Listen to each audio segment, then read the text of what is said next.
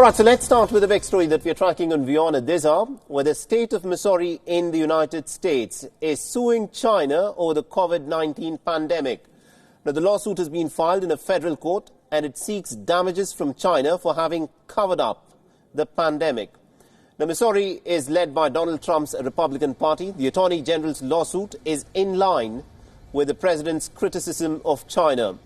It accuses China of lying about the virus and also having silenced the whistleblowers. It has also accused the leadership in China of negligence, resulting in enormous death and suffering all over the world. Now, this, in fact, is the first legal effort anywhere in the world that seeks accountability from China. Meanwhile, in China, a human trial is presently underway for a possible vaccine. We're being told that tens of volunteers are part of this trial and that the results so far are positive.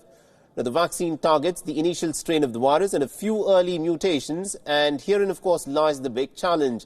Now, ever since the outbreak started in Wuhan, the novel coronavirus has mutated, according to reports, into as many as about 4,300 variations. In Wuhan, the administration is also distributing coupons to residents, and these coupons can be exchanged at restaurants and transport hubs and are aimed at encouraging spending and also at kick-starting the economy. While much of China is now returning to normal, one city in China's northeast has, of course, tightened travel curbs after a surge in COVID-19 cases.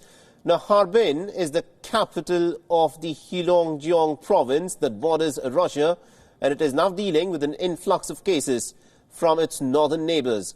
Non-locals are banned from entering residential zones. There are similar rules for vehicles from other parts of China as well. All right, now to give us more insights in terms of how China, of course, is responding to this talk of cases being filed against China to hold China accountable for the outbreak of the COVID-19 pandemic, we are joined in by Patrick Falk, who's joining us live from Beijing.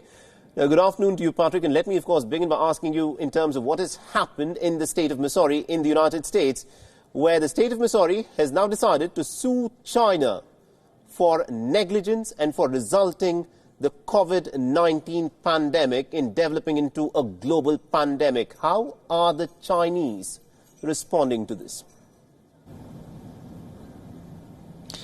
Well, there's certainly no official response coming from the Chinese, and it does seem unlikely that there will be. This isn't the first lawsuit of its kind that's been made against the Chinese government, but it is, as far as we understand, the first by a U.S. state, essentially accusing China of covering up the coronavirus outbreak or the extent of the outbreak, particularly in the beginning months, and also not making it clear about the ability of the virus to transmit from humans to humans in the early months of the outbreak. As I say, though, not likely to get any response as such from the Chinese. As one commentator has already put it, if we can start going after governments about these sorts of things and the economic trouble that they have caused, then a lot of people are going to be putting their hands up and pointing the finger at the US over the 2008 global financial crisis. However, this is indicative of the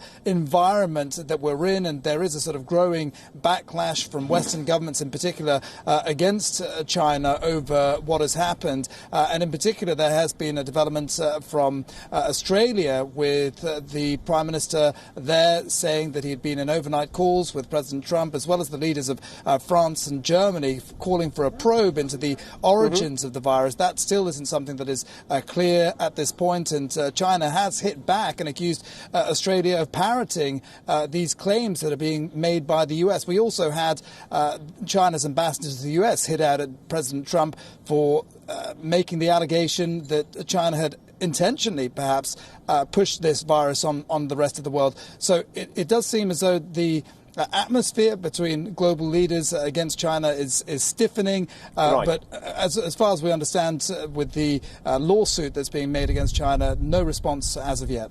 Absolutely. And also, there is this talk of, reparations that China may have to pay. This is something that is doing the rounds. There was a paper in Germany that spoke of reparations to the tune of almost about $160 billion. There are also talks that perhaps because China has lent out so much money to African nations, different African nations, and because of the COVID-19 pandemic, the economic activity has come virtually to a standstill, and therefore China must not try and ask these African nations to repay some of these loans. How is China looking at all of this talk? Concessions, if you like. There's no precedence for it as far as we understand, and China in many ways feels that it's trying to do what it can to support countries that are grappling with the crisis at this time. And also one quick question just before I let you go, Patrick. There are reports of certain cases of infections where people had first completely recovered and then they again tested positive for COVID-19. How much of a concern is this within China?